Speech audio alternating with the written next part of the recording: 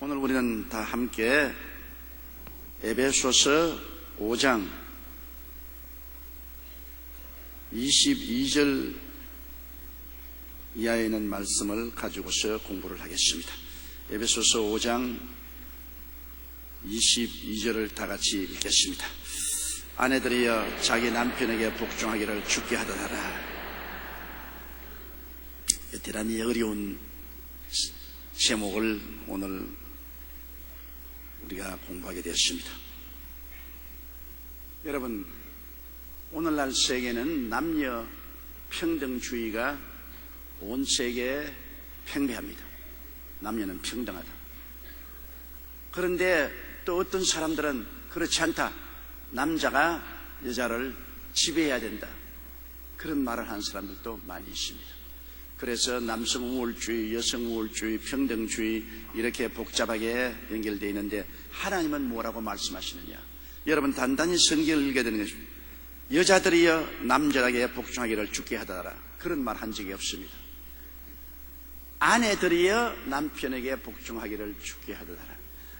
남자와 여자의 관계는 평등인 것입니다. 어떤 여자가 남자에게 복종하라는 말 없습니다. 성경에 어디에 여자들이여 남자에게 복종하라는 말이 있습니다. 아내와 남편 사이에서만 하나님께서는 아내들이여 남편에게 복종하라 했습니다. 남편과 아내의 관계는 머리와 몸과 같은 관계인데 남편이 머리면 아내는 수족입니다. 내 수족은 내 머리의 명령을 듣지 내 수족이 다른 사람 머리에 순종을 하면은 그건 완전히 잘못된 것입니다. 다른 사람 머리가 손들라 한다고 손들고 앉아라 한다고 앉고 서라 하면 서고 하면 정신이 이상 걸린 사람이지, 자기 머리에 수족이 순종하지 다른 사람 머리에 순종하는 건 아닙니다.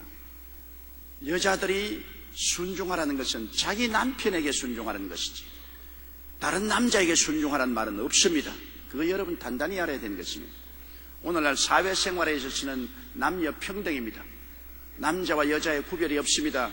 남자도 대통령이 되고 여자도 대통령이 될 수 있고, 남자도 수상이 되고 여자도 수상이 될 수 있고, 남자도 사장이 되고 여자도 사장이 되고, 남자가 장군도 되고 여자도 장군도 되고, 직업의 귀천에 차별도 없으며 모든 일에 차별이 있을 수가 없습니다. 남녀의 차별은 사회생활 속에서는 있을 수가 없습니다.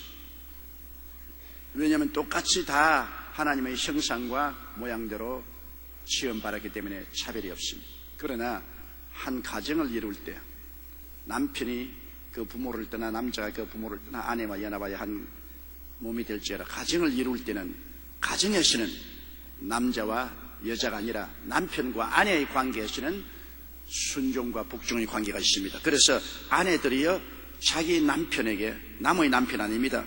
아내들이여 자기 남편에게 복종하기를 주께 하더라. 남의 남편에 복종하면 큰일 나죠. 그러므로 여러분, 남편과 아내의 관계에서만 복종의 관계가 이루어지는데, 아내들이 남편에게 복종하는 것은 주님께 하는 것처럼 하라. 그 굉장히 단호한 일입니다. 하나님께 복종하는 것처럼 그와 똑같은 태도로서 남편에게 복종하라. 그러면 여러분 보세요. 남편에게 복종하는데 한계가 있습니다. 주님처럼 사는 남편에게 복종하라는 것입니다. 주님처럼 복종하라. 남편이 아내를 보고 복종하라, 도적질 해오느라, 훔쳐오느라 복종해야 됩니까? 안 합니까? 주님은 그런 명령할 택이 없습니다. 내가 전에 미국의 한 이야기를 보니까 정신병에 걸린 남자가 부인을 어마어마하게 협박해서 몸을 팔아서 돈을 벌어오라고 합니다. 남편이 아내를 끌고 길거리에 나가서 남자들을 유혹해서 돈을 벌어오라고 지키고 있습니다. 그 부인이 아주 곤혹스러웠었습니다. 그런데 정신병이 걸렸어도 또 성경은 알고 있어요. 아내들이여 남편에게 복종하기를 주께 하듯하라고 했다. 복종해라. 몸을 팔아서 돈 벌어오느라. 그런데 마침 그 여자가 처음 길거리에 나가서 남편이 뒤에 지켜보고 있는 중에서 한 지나가는 남자를 유혹을 했는데 다행히도 그 남자가 경찰관이었어요. 그 자리에서 체포되었습니다.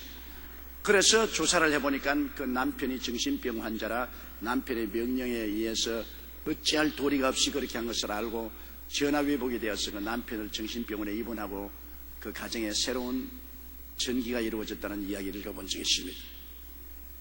우리가 주님께 복종하듯이 주님을 섬기며 주의 뜻에 어긋나는 일을 하지 않은 이상 남편에게 복종하는 것입니다. 주의 뜻에 완전히 어긋난 행동을 남편이 요구하는 것, 술 취하라, 도박하라, 방종하라, 도적질하라, 뭐 이런 것을 명한다고 아유 복종하라 했으니 죽으나 사나 복종해야지요. 그건 아닙니다. 죽게 하듯 하라. 우리 주님이 우리를 가르치는 그 규범이나 범위 안에서 남편이 그것을 뛰어넘어서 범죄하지 않은 명령을 하는 이상은 남편에게 복종하는 것입니다. 복종이라는 것은 순종하고 말이 다릅니다. 복종은 무조건 하고 따르는 것이고 순종은 내가 하고 싶으면 하고 안 하고 싶으면 안 하는 것이 순종입니다. 복종은 무조건 따르는 것이고 순종은 하고 싶으면 하고 안 하고 싶으면 안 하는데 남편이 하나님의 법도에 어긋나지 않은 한도에서 부인을 이끌어갈 때 복종하는 것입니다. 하나님 뜻에 어긋난 일을 하는 것은 복종하는 말이 없습니다. 죽게 하더라 하겠습니다. 옛날 영국의 빅토리아 여왕이 남편 엘버트와 사소한 말다툼을 했습니다. 그러다가 엘버트가 흥분이 이기지 못하고 벌떡 일어나 자기 거실로 가서 문을 채워버렸습니다. 아유, 여왕이지만은 남편하고 다투다가 남편이 침실을 떠나서 자기 방으로 가서 문을 채워버렸으니 그 부인이 뒤에 따라가서 문을 똑똑똑 문 열어주세요. 안에 자기 남편 알버트고 누구요? 영국의 여왕입니다. 문 안 열어줘. 아무 소리가 없습니다. 그래서 문을 여세요. 또 문을 뜨니까 누구요? 대영전국의 여왕이요. 또 문 안 열어줍니다. 아무 소리도 없습니다. 남편은 그래서 부인이 아무리 문을 두들겨도 남편이 아랑곳 하지 않고 문을 열어주지 않기 때문에 여보 나예요. 누구요? 나는 당신의 아내요. 그러니까 문을 크게 열어주더랍니다. 여러분 남편하고 아내하고 사는 데 있어서의 그 펠로십이라는 것이 굉장히 중요합니다. 아내가 칼날 같은 목소리로 바가지를 긁어 남편의 오장육부를 도려내놓으면 남편이 그 안에 사랑할 수가 없습니다. 봄바람같이 부드러운 말씀과 미소로 남편을 감화시키면 남편이 아내를 사랑하지 않을 수가 있어요. 많은 요사이 젊은 여자들이 결혼한 지 3년 만에 이혼한다는 것 어제 텔레비에 나왔는데요. 그 대개 서로 말다툼을 하면 막 칼날같이 오장육부를 도려내버린 겁니다. 그냥. 그러니까 그 고통을 참을 수가 없죠. 그러니 아내는 아내대로 남편이 오장육부를 뒤엎어놓고 남편은 남편대로 아내를 그냥 쥐어받고 하니까 둘이가 깨어지는 것이죠. 아내라는 것은 남편에게 감화시킬 줄 아는 따뜻한 말과 미소를 가져야 되고 또 아내가 사치나 허영의 경쟁에 뛰어들어서 원망하고 왜 우리는 남처럼 잘못 사나 남편을 자꾸 협박을 하고 열등을 시키고 좌절감에 처하게 하면 그 남편이 아내를 사랑할 수 없죠. 미래 희망을 보고 현재 고난도 참고 나가야 될 것입니다. 그런데 아내들이 남편에게 복종하는 것은 우리 어머니 시대에는 참 진짜로 그랬다고요. 우리 어머니 보면 우리 아버님께 절대로 복종을 했어요. 그랬는데 그 다음 우리 누님이나 여동생 시절에 보니까 안 하더라고. 남편하고 대들더라고. 그런데 그러면 손해가 나요. 하나님께서는 성경에 인생을 만들 때 남자와 여자의 사이가 아니고 남편과 아내 사이에는 아내가 남편에게 복종하도록 하나님이 그렇게 질서를 세워놓으셨습니다.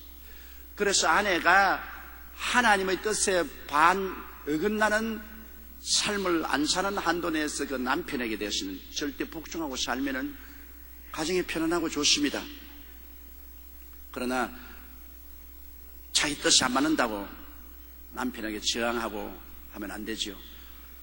어느 미국 캘리포니아에서는 한 주부가 신문에 내 남편을 팔겠으니 사가시오 하고 광고를 냈습니다. 그렇게 왜 팔려고 하냐고 물으니까 주말이 되면은 자기와 자식들과 같이 않고 골프 치러 나고 사냥을 가니 이런 이기주의적인 남편이 어디 있느냐. 그래서 그 광고에 말하기를 내 남편을 값을 주고 사가면 사냥개 2마리는 공짜로 주고 골프채 하나도 공짜로 주겠으니까 사가시오. 그런데 그 광고가 나가자마자 여자들로부터 60여 통의 전화가 왔습니다. 그런데 그 남편을 사서 가겠다는 여자인 한 사람도 없고, 개를 사가겠다, 골프채를 사가겠다, 사냥총을 사가겠다는 그런 주문만 있고, 그 다음에 과부 한 사람이 전화를 거는데, 여보, 당신 남편이 그래도 살아있다는 걸 고맙게 생각해서 남편이 죽고 혼자 사니까 얼마나 외로운지 말로 다 알 수 없어요. 그 전화 한 통이 왔고, 그 다음에 또 과부 한 사람이 전화를 했는데 아빠 없이 자식 키우기가 너무나 힘이 들어요. 그러니까 주말에 골프를 치고 사냥을 가더라도 아버지라는 것은 집에 있는 게 좋다고. 그런 편지를 받고 남편 팔아먹지 못했다고 말했었습니다. 현재 자기 마음에 꼭 맞지 않다고 팔아치워 보려고 하면 안 되고, 사람이라는 것이 어떻게 꼭 지금 마음에 맞을 수가 있어요? 구미에 맞도록 안 되는 겁니다. 음식도 구미에 맞추기가 힘든데 남녀라는 것이 자라난 배경이 다르고 교육이 다르고 그리고 개성이 다르고 모든 것이 다른 사람끼리 모였는데 일시적으로 조화가 될 수가 없지요. 조화라는 것은 오랜 대화 끝에 조화가 되는 것입니다. 부부간이라는 것은 이 성경에는 아내가 남편에게 복종하라고 했지만 복종하도록 남편이 아내를 또 사랑하고 대화를 이끌어야 되는 것입니다. 요사이 지나가는 말로 보면은 결혼하고 1년째는 남편이 일방적으로 이야기를 하고 부인은 앉아 듣기만 해요. 가만히. 2년째 되면은 아내가 일방적으로 말하려고 남편이 듣기만 해요. 3년째가 되면 둘이가 하도 시끄럽게 대화를 하기 때문에 이웃 사람이 들어요. 싸움을 하고 시끄러우니까. 10년째 되면은 남편도 말 안 하고 아내도 말 안 하고 듣는 사람도 없고 조용하답니다. 그렇게 되면 아무것도 안 됩니다. 그러므로 우리들은 자기의 수준을 낮춰야 돼요.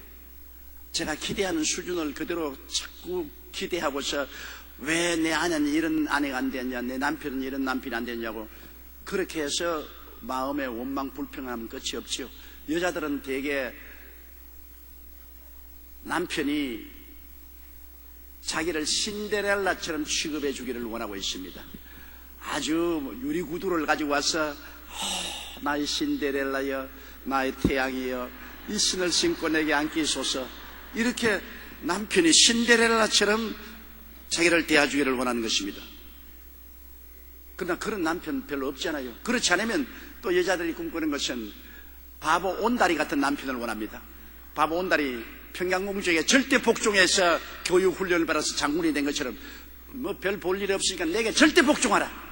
그저 부인이 명령만 하면 예의 그거 순종하는 그런 남편을 원하는데 그런 남편이 없지 않아요. 신데렐라도 없고 바보 온다리도 없습니다. 또 남성도 여성에 대해서 너무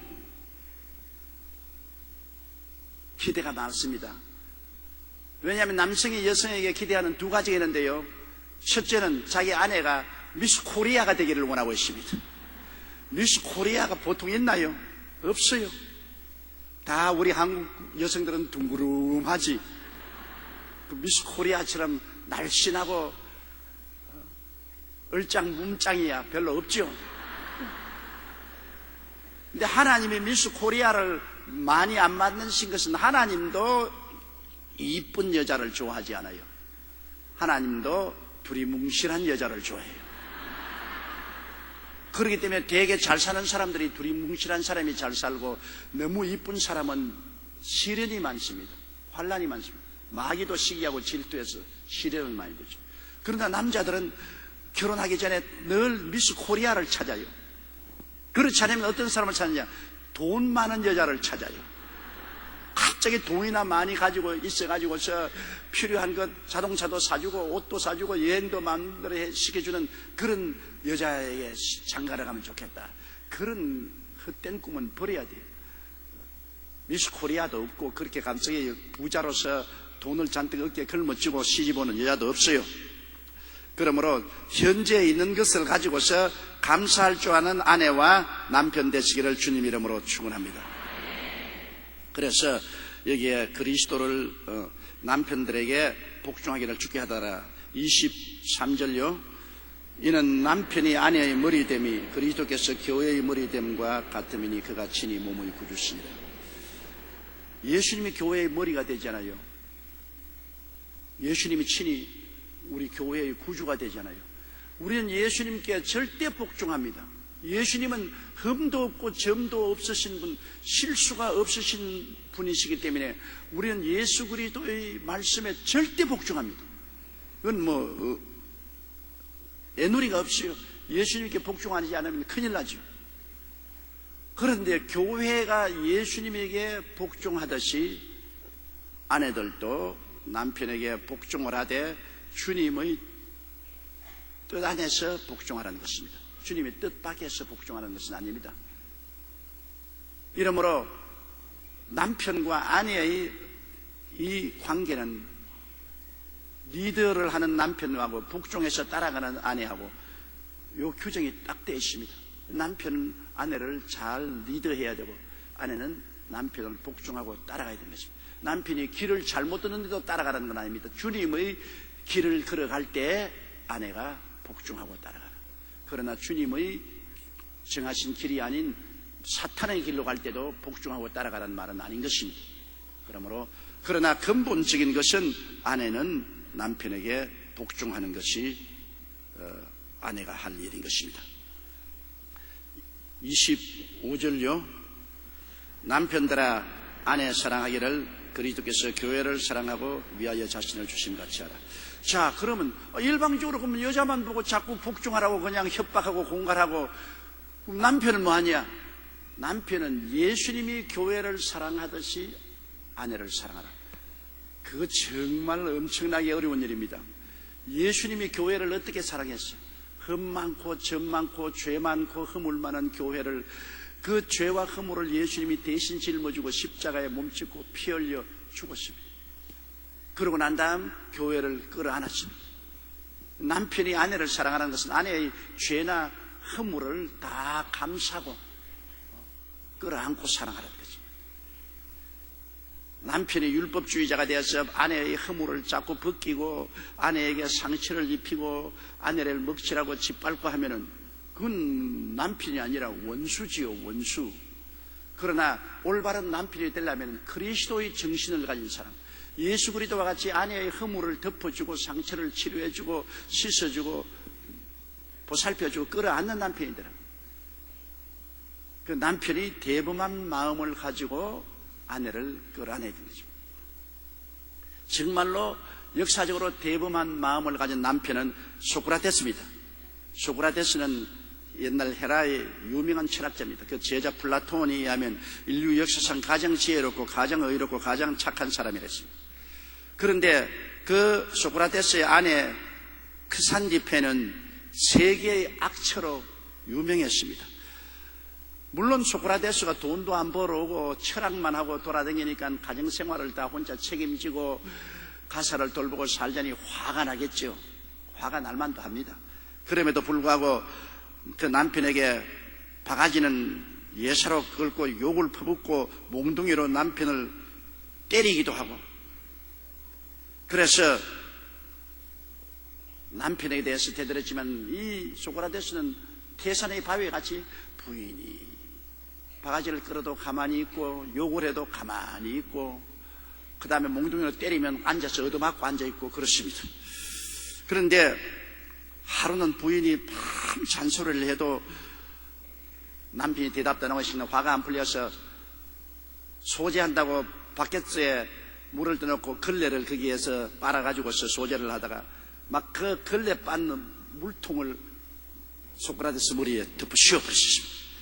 그러니까 소크라테스가 여성 병력이 대단하더니 종래 비가 오고 마는군.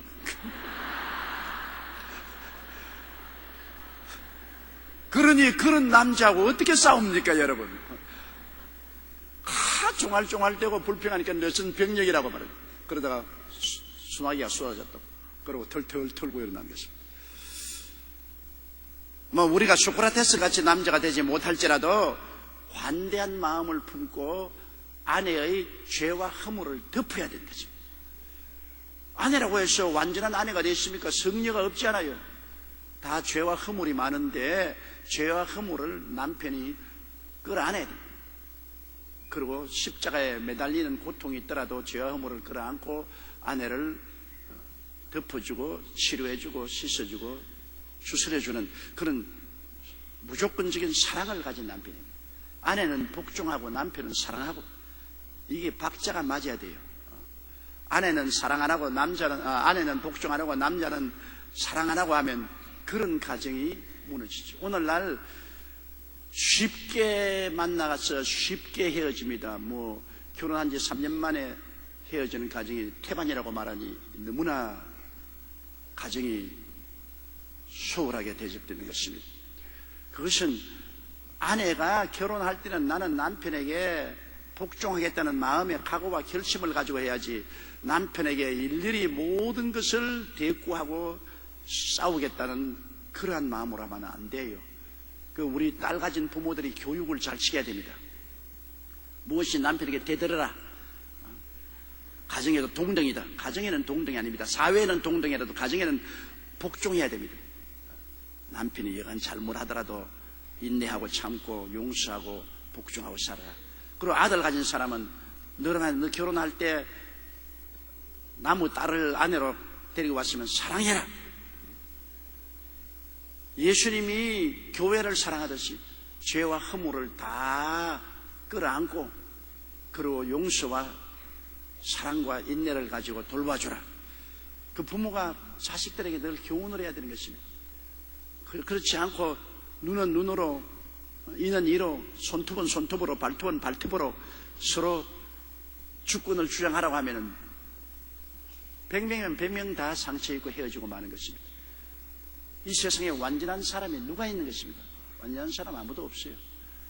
더구나 남녀는 서로 너무나 생리적으로 다르고 존재적으로 다르고 개성적으로 다릅니다. 이렇게 특단의 다른 사람이 모여가지고서 서로 사는 것은 하나님이 주신 레귤레이션을 지켜야 돼요. 하나님이 있는 법을 지켜야 돼요.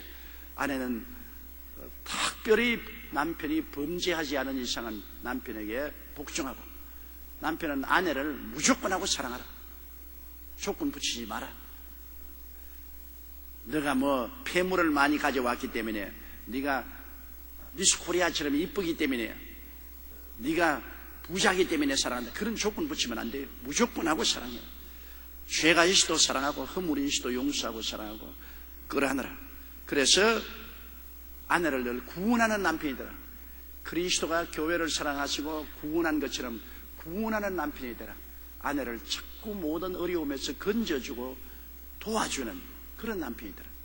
아내를 어려운 혼으로 몰지 말고 자꾸 건져주고 사랑해주는 그런 남편이더라고 성경은 말하고 있는 것입니다.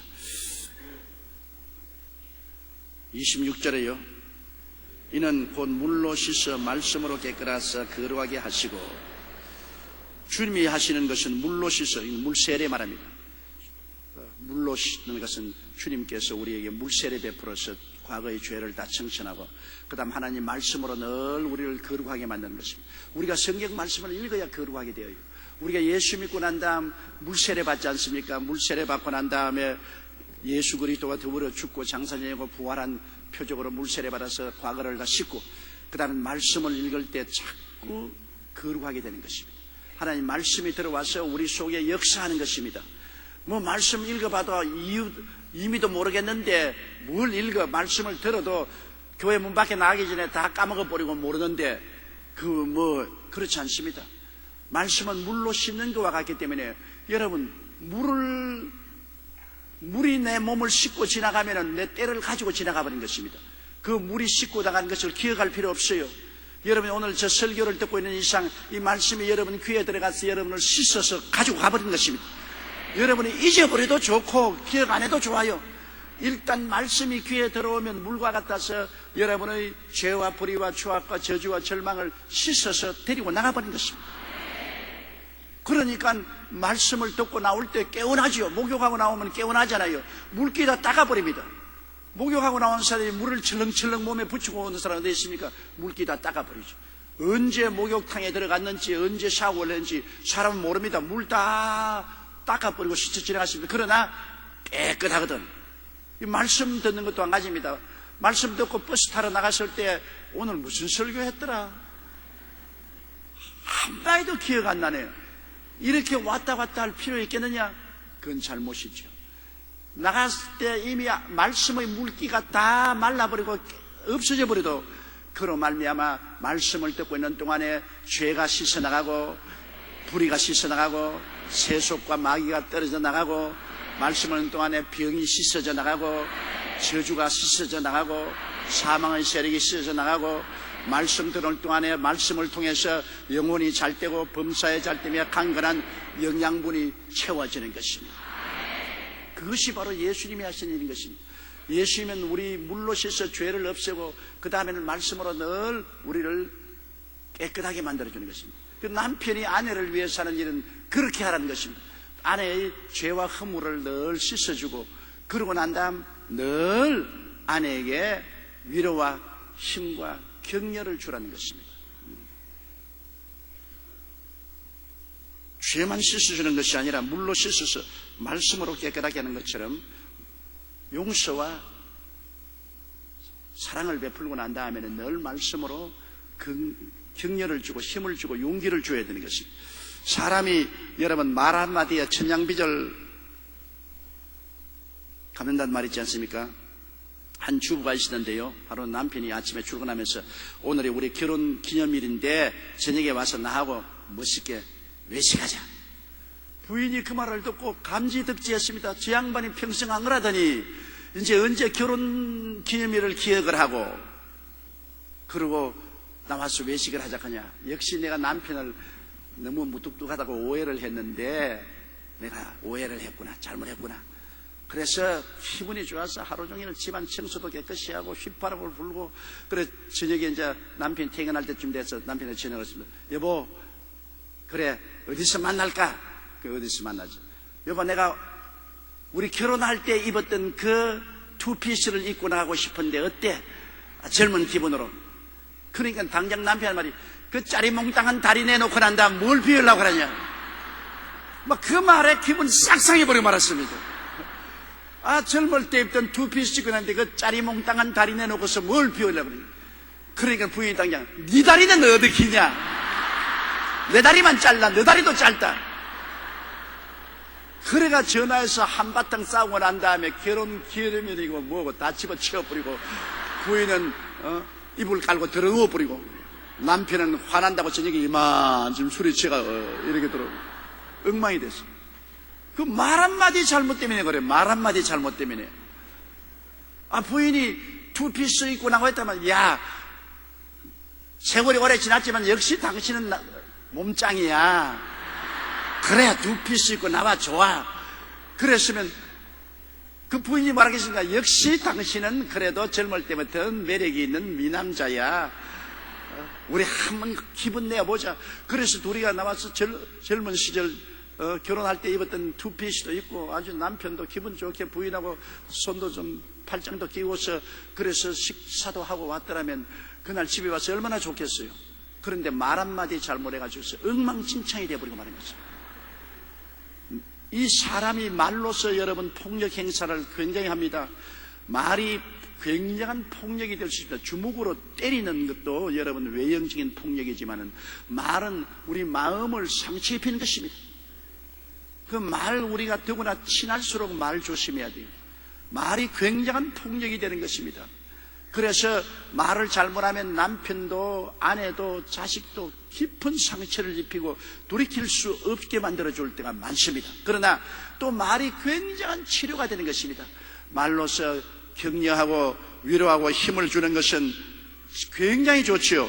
여러분, 이 말로서 어떻게 격려하느냐, 이 리처드 칼슨의 유쾌한 부부 심리학 중에 기록한 말인데요. 어떤 말을 하면 부부가 좋냐? 여보 사랑해요, 고마워요, 정말 잘해주었어요. 그 별 수 없는 말 같지요. 듣는 사람 기분이 보통 좋지 않습니다. 말이 큰 축복과 치료를 가져오죠. 여보 사랑해요. 그 말 1000번, 10,000번 들어도 나쁘지 않습니다. 그런데 더구나 우리 한국 남자들은 그렇게 하면 겸연쩍게 여겨서 사랑해요 그 말을 안 해요. 여보 사랑해요 말 좀 해주시면 뭐 젊을 때냐 애들이냐 그러지. 다 늙어가지고서 사랑은 무슨 사랑이야. 그러면 기분 세지 않아요. 여보 사랑해요. 남편도 아내 보고 여보 나 사랑해요. 아내도 남편 보고 여보 사랑해요. 부인이 남편 보고 여보 당신 날 사랑해요. 물론이지. 그러면 기분이 좋지 않습니다. 여보 당신 날 사랑해요. 그래 사랑하지. 그래야지. 물론이죠. 아니 지금 뭐 완전히 그냥 맹물입니다. 맹물. 여보 당신 날 사랑해요. 언제 사랑 안 했냐 뭐 내가. 그러면 재미없어. 여보 날 사랑해요. 그럼 사랑하고 말고 내가 얼마나 사랑한다고. 젊을 때보다 산전수전 다 겪고 살아왔으니 지금 더 사랑하지. 빈말이라도 그렇게 말하면 얼마나 듣기 좋아요. 그리고 무슨 일을 할 때도 고맙다는 말을 해야 돼요. 여러분 말 한마디로 천냥빚을 갚는다는 말이 바로 고맙다는 말인 것입니다. 아내가 뭘 도와줘도 여보 고마워. 남편이 뭘 해줘도 여보 고마워요. 아주 무관심하게 그냥 받아들이면 보람이 없어요. 고맙다는 말이 굉장히 우리에게 엔돌핀이 생겨나게 하는 것입니다. 또 부부간에 하는 말 중에 굉장히 좋은 말이 여보 나는 당신밖에 없어. 그 말이 참말인지 거짓말인지는 모르겠지만은 그래도 듣기가 좋다고. 여러분 남편이 여러분이 와서 여보 나 당신밖에 없어. 당신이 내 인생의 제일이야. 그럼 코가 찡질하고 눈말이 빙 돌면서 역시 내가 잘 택했구나. 그런 생각이 날 것 아닙니까? 그리고 아내가 또 남편 보고 옷을 입혀주고 틀어주면서 오늘 조심하고 회사에 가서 일 잘하고 오세요. 역시 나는 당신밖에 없어요. 당신이 내 인생의 전부요. 제일이요. 아이 뭘 또 그런 쓸데없는 소리를 하노. 그러면서 속으로 야 내가 책임이 크다. 참 뿌듯하다. 나만 바라보고 있는 참 저런 좋은 사람이 있다. 그런 생각이 생기지 않습니까? 그런 말도 여러분 우리 그냥 아는 말 머리에 쌓아놓지 말고 써먹자고요. 좀 이런 것이 우리에게 굉장히 도움이 되지 않아요. 그리고 어려움을 당할 때 고통당할 때 가만히 있지 말고 아내가 남편이 고민하고 괴로워할 때 걱정하지 마세요. 잘 될 거예요. 과거에도 많은 어려움이 있어도 다 헤쳐나왔잖아요. 잘 될 거예요. 걱정 마세요. 당신은 믿음직한 분이에요. 당신은 해낼 거예요. 그런 말을 들으면 남편이 얼마나 힘이 돼요.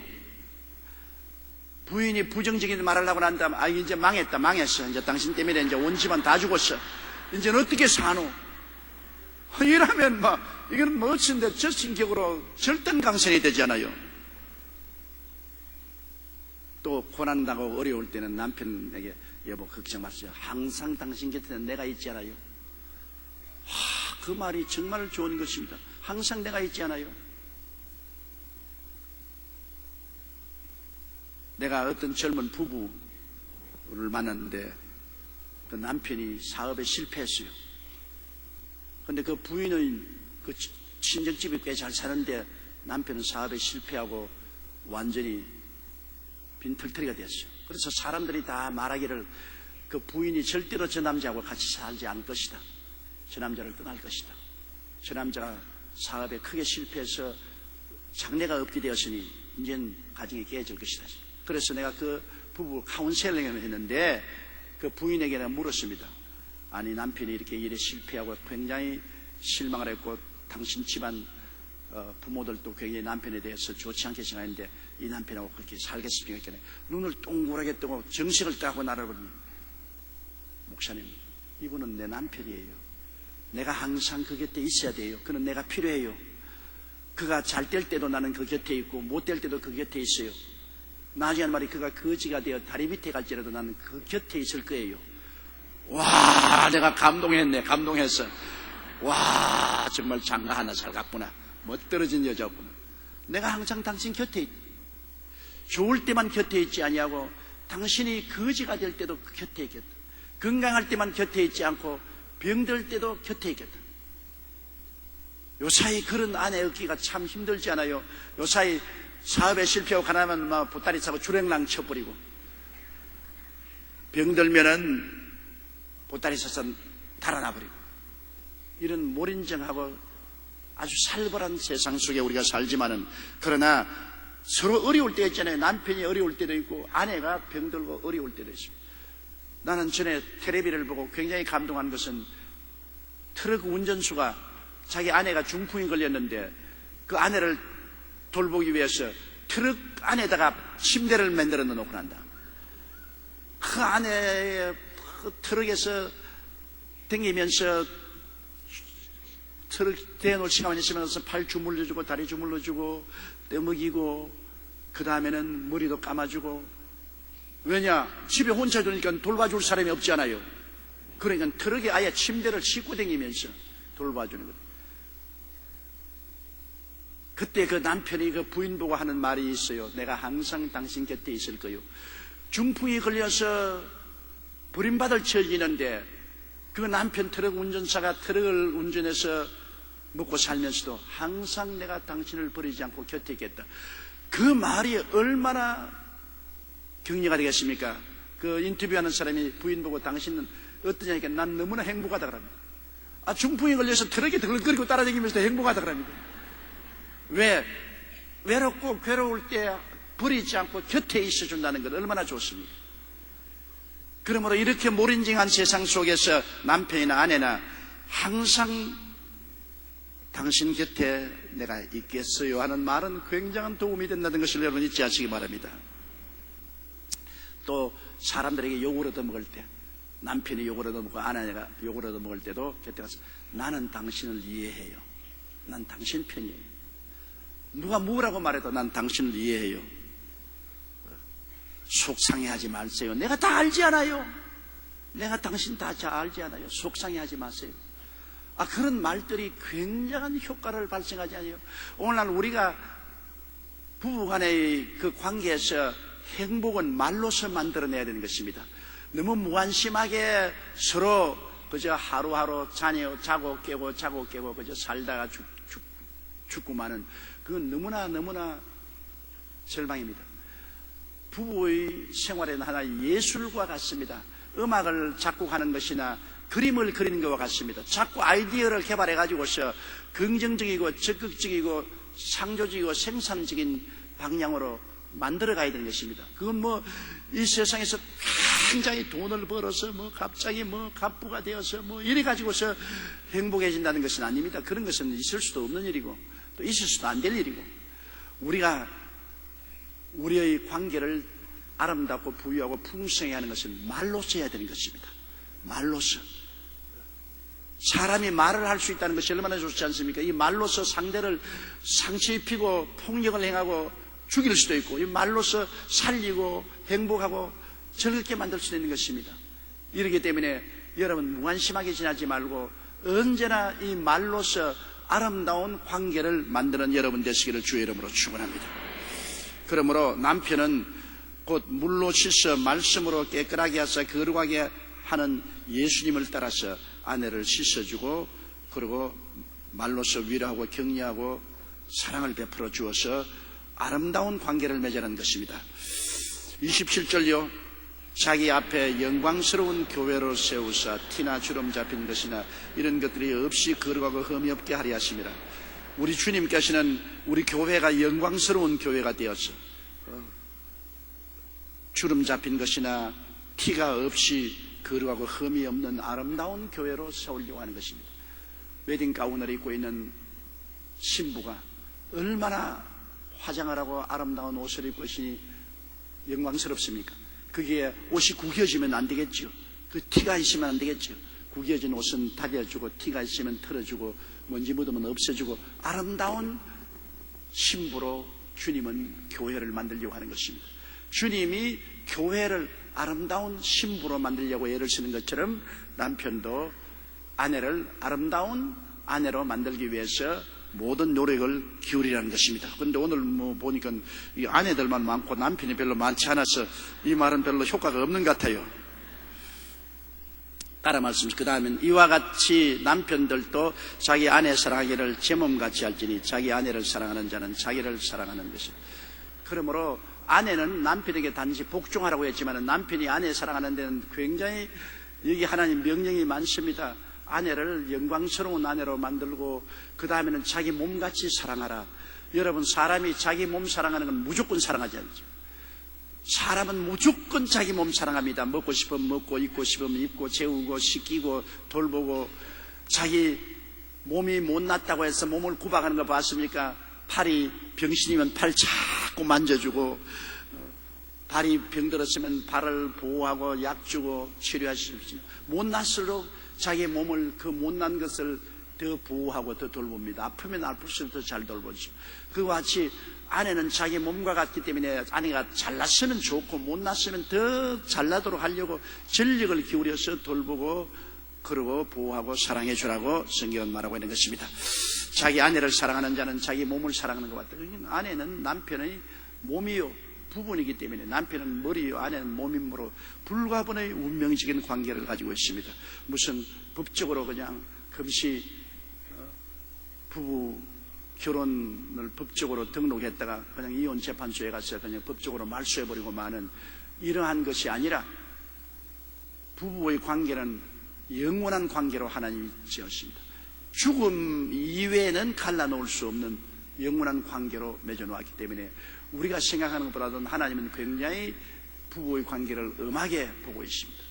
죽음 이외에는 땅에서 갈라놓지 마라. 그러므로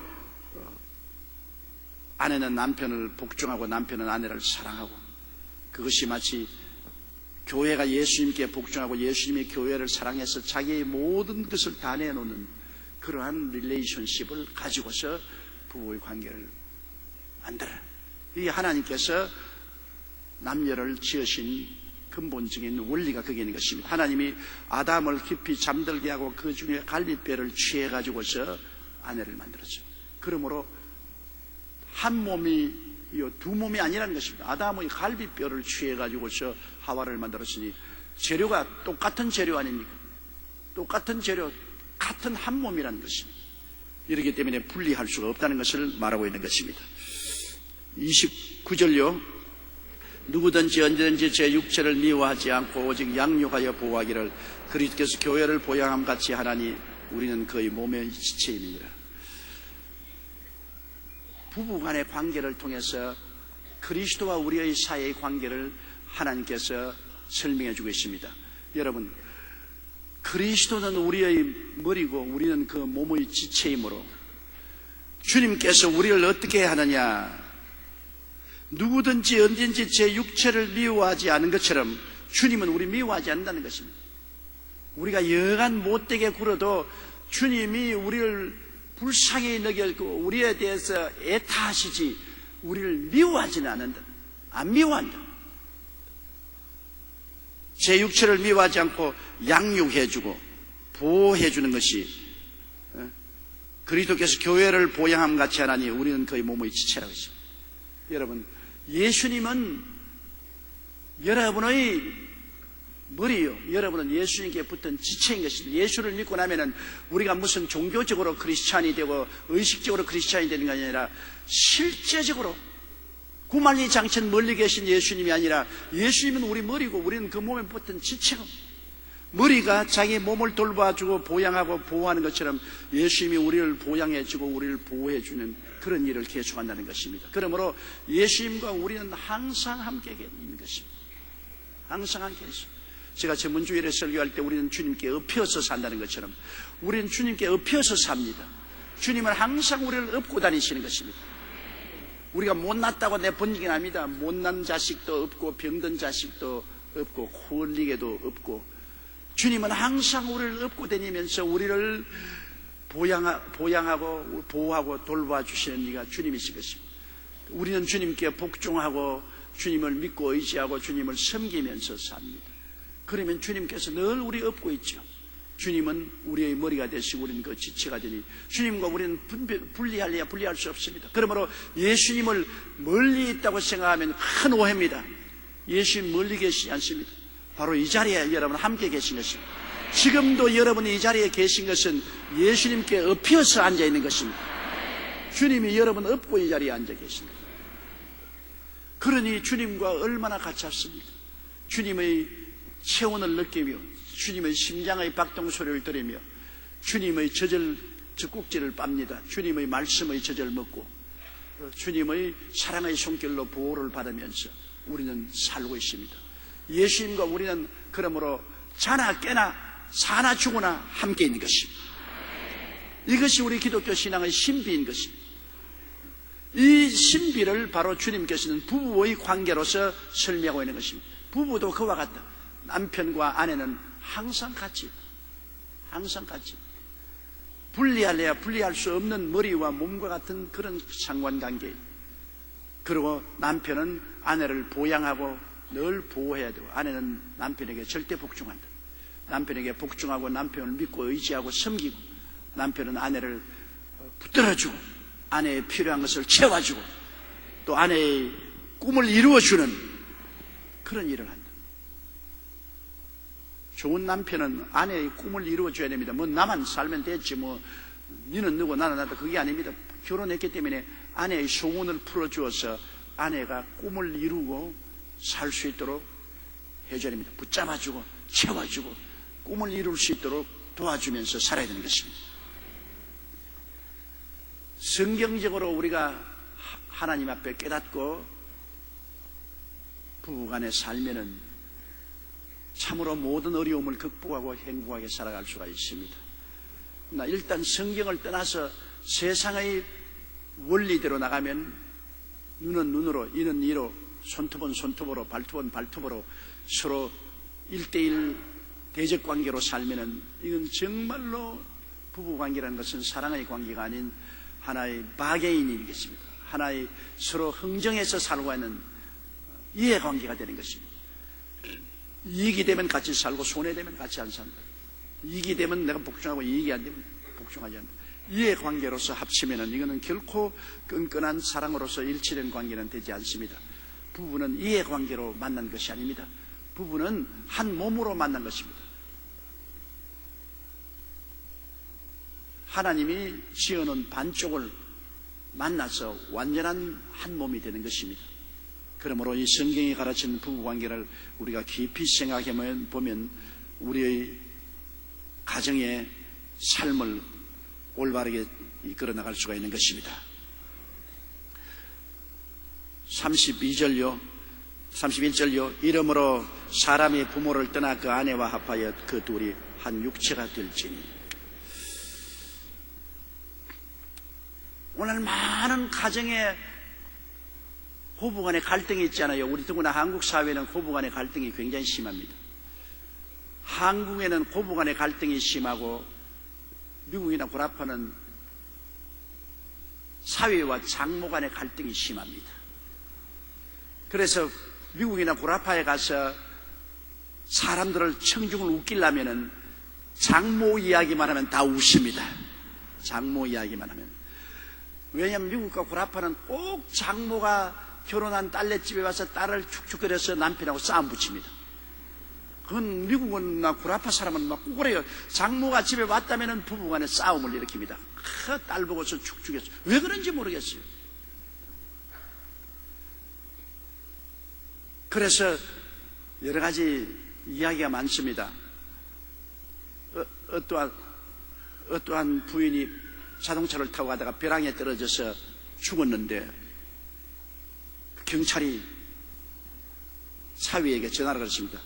여기에 오늘 자동차를 타고 벼랑에 떨어진 한 부인이 있는데 그 부인이 물에 빠져 죽었는데 건져보니까 당신은 장모입니다. 어떻게 할까요?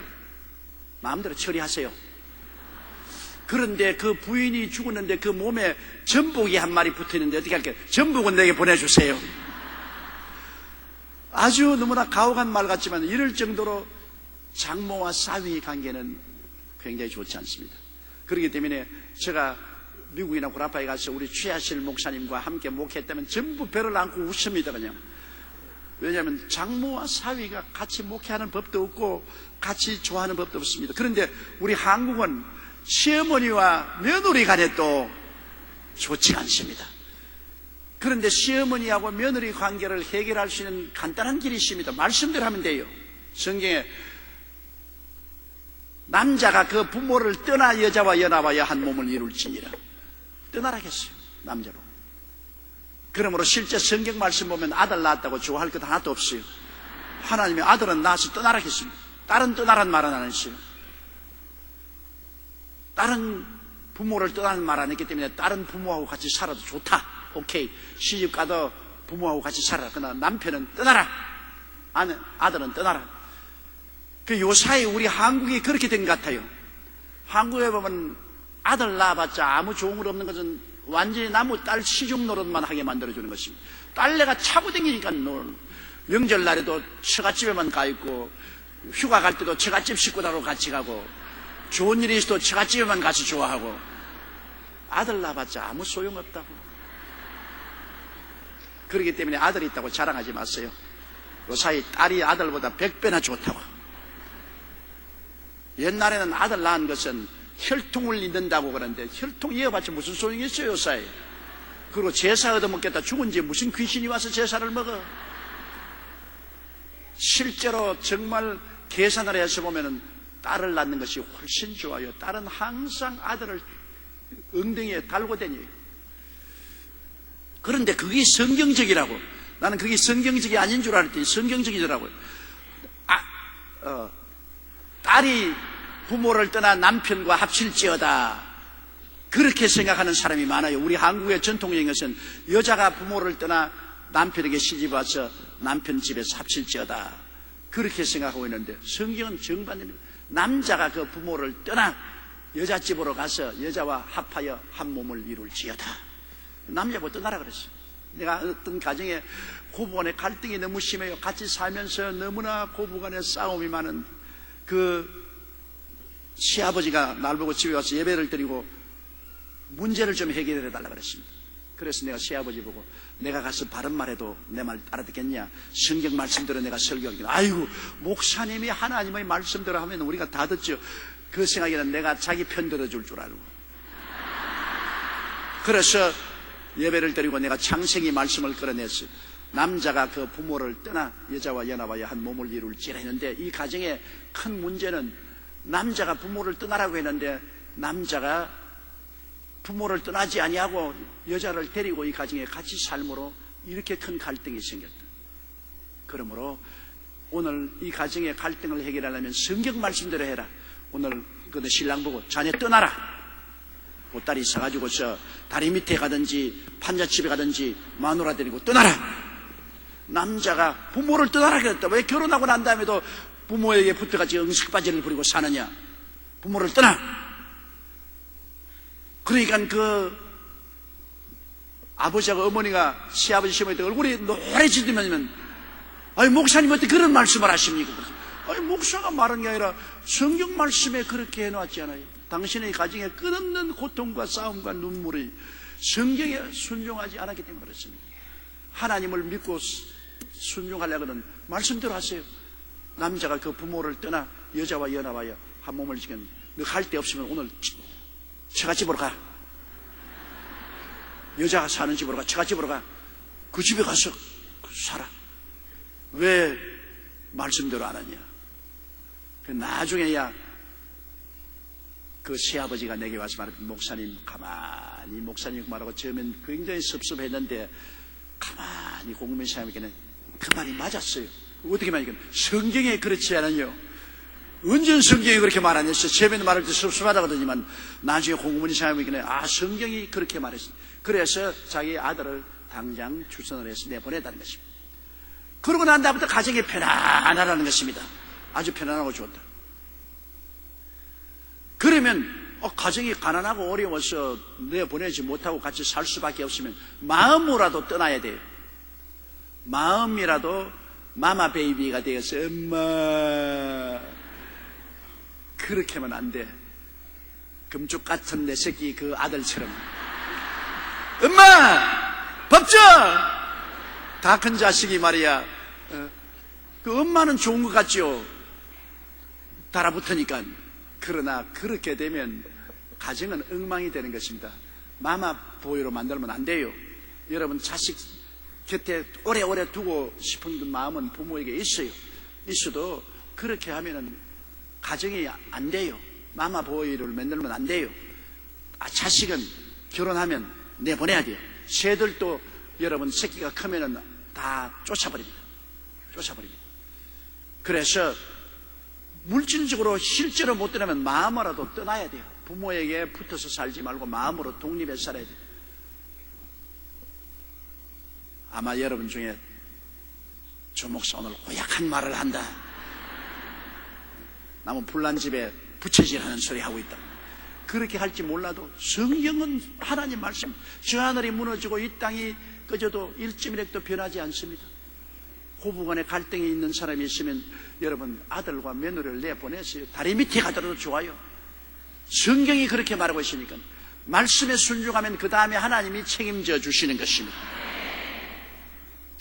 그러므로 성경은 이러므로 사람이 부모를 떠나 그 아내와 합하여 그 둘이 한 육체가 될지니라고 했습니다. 너무나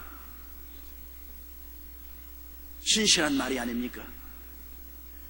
그러므로 처가살이는 좋아도 본가살이는 하지 말아가 말인 것입니다. 처가집에 가서는 얼마나 살아도 상관없어. 처가집에서 용납해 준다면은.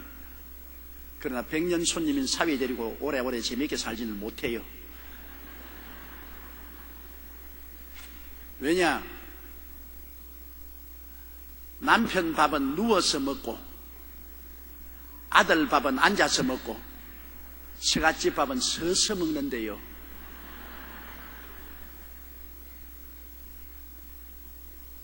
아들네 집에는 와서 안방에 와서 아들네 침대에 들어 누워도 괜찮아요. 아이고 나 피곤하다. 나 좀 자겠다.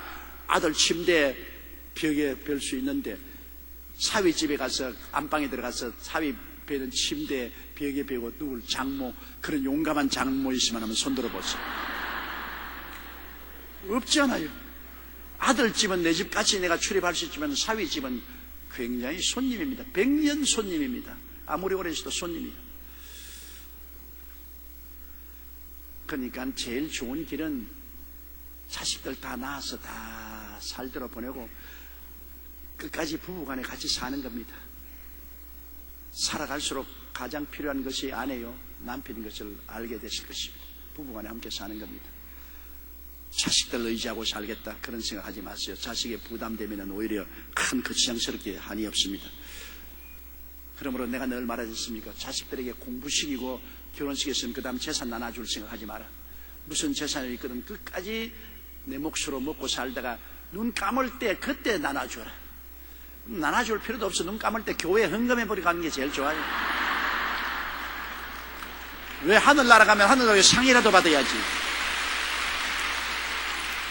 자녀에게 재산 주어서 고맙다는 자녀 하나도 없습니다. 당연지사로 생각합니다. 더 안 준다고 분노를 하지요. 주는 것은 당연지사로 생각하는 것입니다. 그렇기 때문에 부모도 살 궁리를 해야 돼요. 자식에게 재산 다 줘놓으면 나중에 나누어 주겠지. 안 나눠줍니다. 준 그날부터 이제는 거지가 되는 겁니다. 그 다음부터 나 생활비 좀 달라고 하면 말할 수 없는 구박을 당하게 되는 것입니다. 그러므로 우리 한국 사람들 별로 남은 가지고 있는 재산도 없지만은 그러나 머리 끄달랑 끝까지 죽을 때까지 움켜쥐고 그걸 가지고 먹고 살다가 가야 돼요. 누구에게 자식에게 신세질 생각하지 마세요. 그렇게 부모를 돌봐줄 좋은 자식도 많지도 않고 또 신세지게 될 때 너무나 눈물 흘릴 때가 많습니다. 물론 성경에는 자녀들을 보고서 말하고 있습니다. 자녀들아 주 안에서 내 부모를 공경하라. 그러면 내가 세상에서 잘되고 장수하리라. 하나님께서는 자식들이 하도 부모를 공경하지 않고 부모를 안 섬기기 때문에 10계명 중에 다른 계명은 다 벌을 준다고 했는데 꼭 이 제5계명 부모 자식 간의 관계는 하나님이 상급까지 붙여놨습니다. 자식들아 부모를 공경하라. 부모에게 효도하라. 그러면 내가 세상에서 잘되고 장수하게 만들어주겠다. 하도 안 하니까 하나님조차도 자식은 부모를 공경 안 한다는 것을 알고 계시기 때문에 공경하는 놈에게는 상 주겠다. 그러므로 부모를 공경하라 그렇습니다. 그러나 성경에는 부모들이 자식을 사랑하라. 그러면 세상에서 잘되고 장수하게 만들어주겠다. 그런 말 없어요. 왜? 자식 사랑하라 안 해도 사랑하기 때문에. 부모 보고 자식 사랑하라는 말은 성경에 없어요. 다 사랑해요. 그런데 자식 보고 부모를 공경하는 말은 그릇그릇 있어요. 그렇게 안 하기 때문에. 그러므로 자식들도 효를 해야 올바로 됩니다. 자식이 부모가 있으면 마음으로도 사랑하고 또 물질로도 공경할 수 있는 대로 공경을 해야죠. 그게 사람으로서 마땅히 해야 될 도리인데 요사이 그런 도리를 하지 잊지 못함으로 안타깝죠. 인천에 우리 순복음교 최성규 목사가 아주 효대학을 세워놓고 효에 대한 것을 전국적으로 강요를 하고 또 국회에 효에 대한 법까지 통과시키려고 하는데 굉장히 자랑스러운 일입니다. 그 요사이 복이 드문 일을 하는 것입니다. 효를 실천해야 나라가 산다고 그는 외치고 있는데 그 말이 맞았어요. 그렇게 해야 되는 것입니다.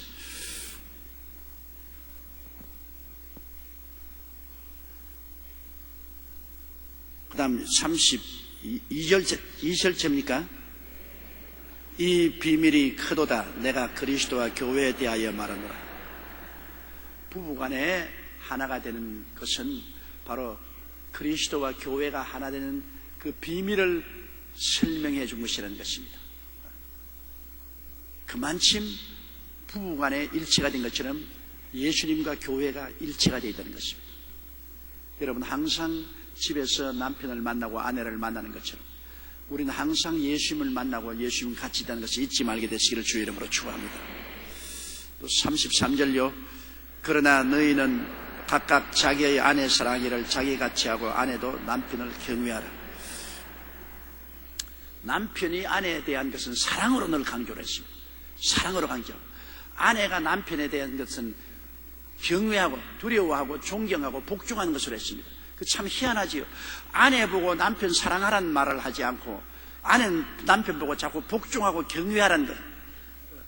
복종과 경외의 길을 말하고 있는데 남편이 아내를 볼 때는 아내를 사랑하라 그랬습니다. 사랑하라고 합니다. 뭐 어느 것이 더 쉽습니까? 복종하고 경외하는 것은 쉬워요. 내가 복종하고 경외하면 되는 것입니다. 사랑하는 것은 여러분 형식적으로 할 수가 없어요. 사랑은 속에서부터 해야 됩니다. 복종은 속에서 우러나지 않아도 그냥 복종하면 돼요. 그리고 존경하면 돼요. 그러나 사랑은 그렇지 말고 속에서 우러나야 사랑하지 엉터리 겉으로 사랑할 수 없지 않아요. 속에서 우러나게 사랑을 한다. 내 몸처럼 사랑하고 아내를 위해서 몸과 마음과 정성을 다 바쳐 사랑하라. 전적으로 사랑하는 것입니다. 남편이 가지고 있는 직책이 훨씬 힘이 됩니다. 아내를 사랑을 해야 됩니다. 생각으로도 사랑해야 되고 말로도 사랑해야 되고 행동으로 사랑해야 되고 마음과 뜻과 정성을 다해서 희생적으로 사랑해야 되는 것입니다. 그러나 아내는 남편에게 복종하면 됩니다. 그리고 존경하면 됩니다. 이런 관계를 맺어놨습니다. 하나님이 그렇게 해놨으니 어찌할 도리가 없죠. 우리 주 예수님이 우리를 사랑하는 것은 마음으로 사랑했습니다. 하늘 보좌 버리시고 이 땅에 오셔서 주님은 형식적으로 의식적으로 사랑은 아닙니다. 우리 위해서 우리의 죄와 허물을 짊어지고 우리의 병을 짊어지고 우리의 가난과 저주를 짊어지고 우리의 죽음까지 짊어지고 십자가에 올라가서 끝까지 고통을 당하면서 그는 십자가에서 내려오지 않았습니다. 내려올 수 있었어요. 1000만 번 내려올 수 있었어요. 그러나 우리를 너무나 사랑하기 때문에 우리 살리려고 그 억센 고통을 십자가에서 참고 주님께서 마지막으로 내가 다 이루었다고 한 것입니다. 그 예수님은 우리를 마음으로 사랑한 거예요. 그러나 우리는 오늘날 그렇게 마음으로 주님을 사랑하지는 않지 않아요. 우리는 오늘날 주님께 복종하죠. 그리고 주님을 존경하죠. 그러나 그리스도와 같이 그런 큰 희생을 지불하고 예수를 믿으라고 하면 달아날 사람 많습니다. 목숨을 바쳐 예수님을 사랑하면 달아날 사람 많아요.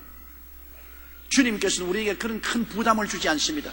주님을 복종하고 주님을 경외하기를 원하는 것입니다. 그러나 주님은 우리를 위해서 마음속에 넘치는 사랑으로 온 인격을 다 바쳐서 우리를 사랑해 준 것입니다. 그래서 남편은 주님의 입장과 같고 교회는 아내의 입장과 같습니다. 그래서 남편이 아내 사랑하는 것도 온 속에서 우러나오는 사랑을 하라. 있는 것 없는 것 다 내놓아라 그 말인 것입니다. 간도 빼놓아라 그 말입니다. 아내를 사랑할 때 있는 것 없는 것 다 내놓고 사랑하라. 다 내놓고. 그 아내는 남편에게 복종하고 남편을 두려워하고 존경하라. 그런 관계를 주님께서 설리는데 이대로만 하면은 모든 어려움을 극복하고 살아갈 수 있어요. 예수님이 교회를 사랑같이 사랑하는 남편이 되어 보십시오. 예수님이 교회에 죄와 허물을 대신 다 짊어지고 주님께서 사랑했잖아요. 그런 사랑으로 아내를 사랑해 보십시오. 어느 아내가 감동 안 될 아내가 누가 있겠어요? 전부 다 눈물을 흘리고 남편을 따라올 것입니다. 마음속에 여러분 연애 때 가진 로맨스 그거 별로 오래 안 가요. 한 5, 6개월 지나면 로맨스가 다 사라져버리고 말아요. 현실로는 주님께서 말씀한 대로 이 법을 따라야 돼요. 법을.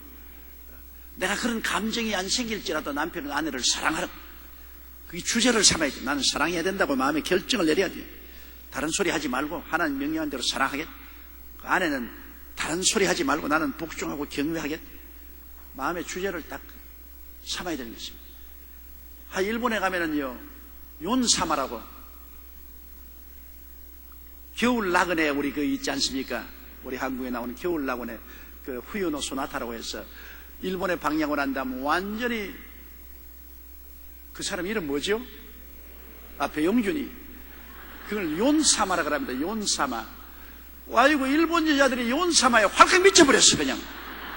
그것도 40대 50대 여자들이 완전히 플라토닉 사랑, 정신적인 그 사랑, 자기가 늘 꿈꾸던 그러한 남자의 그 형상이 그 배용준이의 영화에서 나타났기 때문에 그만 그것을 현실적으로 자기의 상대로 착각을 하고 용사마라 하면 일본에서 막 완전히 미쳐 날뛰게 그냥. 그런데 그러한 모든 마음의 사람들이 로맨틱한 소원을 다 가지고 있어요. 여자가 자기 남편에 대한 것은 로맨틱한 생각을 가지고 있는데 자기 남편은 그렇지 못하고 현실적으로 너무나 실망되니까 영화에 나오는 대상인 배용준이가 용사마가 되어가지고서 자기의 플라토닉한 사랑을 대상으로 삼지만은 실제로 배용준이하고 결혼하고 살아보세요. 고개를 설레설레 흔들 겁니다. 설레설레 흔들. 꿈과 현실은 다르다고요. 현실은 현실이고 꿈은 꿈인데 꿈에 취해가지고서 미쳐 날뛰면 안 된다고. 현실은 미움도 있고 고통도 있고 슬픔도 있고 오해도 있고 괴로움도 있고 이게 다 있는 거예요. 이상은 없습니다. 남편이 여자를 볼 때 신데렐라도 없고 갑부 과부가 자기에게 굴러 들어오지도 아니할 것이고 그리고 여자가 남자 생활할 때 남자 정말 자기 이상적인 용사마 같은 그런 사람도 없어요. 우리는 현실에 모두 다 흠과 점이 많고 죄와 허물이 많고 부족함이 많은 인간이기 때문에 주님 말씀대로 그 법칙에 딱 써야 되는 것입니다. 아내들이여 남편에게 복종하기를 주께 하듯 하라. 남편들이 아내 사랑하기를 주께서 교회를 사랑하시고 자신을 주심같이 하라. 아이고 아내가 그런 자격이 없습니다. 남편이 이상적이 않습니다. 그런 소리 하면 안 돼. 쥐어박혀. 못 써. 하나님이 하라는 법칙대로 그대로 해야 돼. 일단 결혼하기 전에는 모르지만 결혼했으면 아내는 남편에게 복종을 하고 남편은 아내를 사랑해야 돼. 어떻게? 주님께 복종하듯이, 어떻게 주님이 교회를 사랑하듯이 사랑하겠다. 그러한 하나님의 말씀에 서서 그 말씀대로 따라 살려고 몸부림을 치다 보면 오는 세월 가는 세월을 통해서 그래도 행복을 요만한 채 맛보고 살 수가 있는 것입니다. 많이는 없어요. 요만한 채 맛보고 사는 것입니다. 그러다가 천당에 들어가죠. 왜 세상에서 하나님이 많이 행복을 안 주냐면, 세상에 너무 좋아서 여기 앉겠다면 어떻게 합니까? 이 세상에는 하나님께서 완전한 것을 안 주셨습니다. 왜? 언제나 천국을 그리워하도록 만들어 놓은 것입니다. 세상에 좋으면 여기가 좋사오니 여기 삽시다, 그러지 않겠습니까? 변화산성에 올라갔을 때 예수님이 나타나고 모세와 엘리야가 나타나니까 베드로가 뭐라고 말했습니까? 주여, 여기가 좋사오니 초막셋을 지사이다. 하나는 주를 위해서, 하나는 모세를 위해서, 하나는 베드로를 위해, 하나는 엘리야를 위해서. 그때 주님께서 뭐라고 말씀하셨습니까? 우리 내려가자. 그런 이상적인 아름다운 곳은 오래 계속되지 않습니다. 산 아래로 내려가자. 산 아래로 내려오니 어떻습니까? 귀신 들린 아들을 데린 아버지가 몸부림을 치며, 주여, 내 아들을 불쌍히 여기소서. 귀신 들려 불에도 넘어지고 물에도 넘어지고 너무나 고통을 당합니다. 그게 현실입니다. 산 위에서 그들이 본 환상은 순식간의 문제고, 실제는 귀신 들려서 고통당하는 세상이 현실인 것입니다. 우리 현실을 로man틱하게 생각해서 왜 내 남편은 용사마가 안 되노? 왜 내 아내는 미스 코리아가 못 되냐? 그렇게 말하는 것은 아주 어리석은 일인 것입니다. 있는 그대로를 받아들여서 하나님 말씀에 설 때 그 말씀 안에서 그만한 정도의 행복을 누리게 되고, 그 다음에는 완전한 행복은 천당에 올라가서 누리게 되는 것입니다. 이러므로 사랑하는 자매님 여러분, 여러분은 집에 들어가서 남편에게 복종하십시오. 남편을 경외하십시오. 여간 마음에 거스리더라도 복종하고 경외하면 그 남편이 감동을 받습니다. 변화받아요. 또 남편들이요, 아내를 사랑하십시오. 아주 그냥 속을 탁 틀어서 사랑을 해 주십시오. 그러면 아내가, 사나운 아내라도 나도 감동을 해서 눈물을 흘리고 변화될 수 있지 않겠습니까? 감동 안 하더라도 또 하나님 명령이니까 하나님 명령대로 해야 될 것입니다. 우리가 주 말씀대로 믿고 복종하고 살면은 그 다음 일은 하나님이 책임져 주시는 것입니다. 내가 남편에게 말씀대로 복종하고 경외하고 살면은 그 다음에는 하나님이 그 남편을 변화시켜 주는 것은 하나님이 해주시고, 내가 아내를 하나님 말씀대로 사랑하면은 하나님께서 그 아내를 변화시켜 주시는 것입니다. 하나님 말씀하시고 난 다음에는 반드시 그 말씀에 대한 책임을 짊어지시는 하나님 것입니다.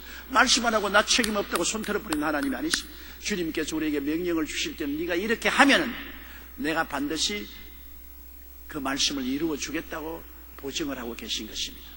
여러분 모두 다 주 안에서 행복하게 되시기를 주의 이름으로 축원합니다.